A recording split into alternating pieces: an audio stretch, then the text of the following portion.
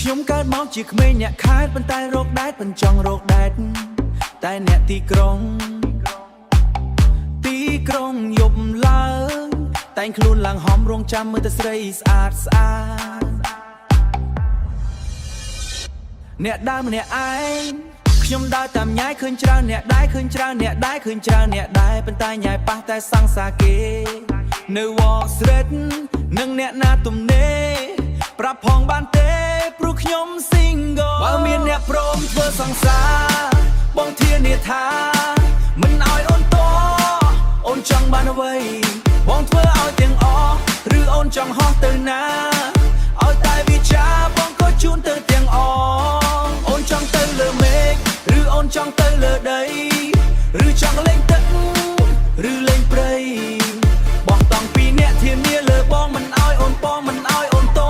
បងចេះទាំងប្រស្មោះគឺបងហើយបងចេះថ្នាក់ហើយបងចេះថ្នមបងចេះលំលោមមិនឲ្យអូនខឹងកុំដកអូនផឹកពេលអូនចង់ស្រវឹងកុំដកអូនរំពេលអូនចង់ចូលក្លឹបកុំដកដាច់យប់ពីអ្នកចូលក្លឹបកុំដកដាច់យប់ពីអ្នកទល់ភ្លឺបើអូនធឹងធូងបងអ្នកថែជំងឺ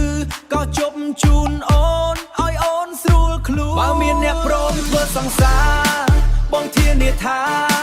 មិនឲ្យអូនតអូនចង់បានអ្វីបងធ្វើឲ្យទាំងអស់ឬអូនចង់ហោះទៅណាឲ្យតែវាចាបងក៏ជូនទៅទាំងអស់អូនចង់ទៅលើមេឃឬអូនចង់ទៅលើដី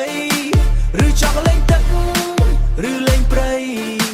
បោះតង់ពីអ្នកធានាលើបងមិនឲ្យអូនបងមិនឲ្យអូនតបងចេះទាំងប្រស្មោះគឺបងតើមានអ្នកណាព្រមដេកខ្ញុំទេឬថែរបស់គេមិនមែនជាខ្ញុំគេរកសាច់ដុំសិចផេកមែនទេ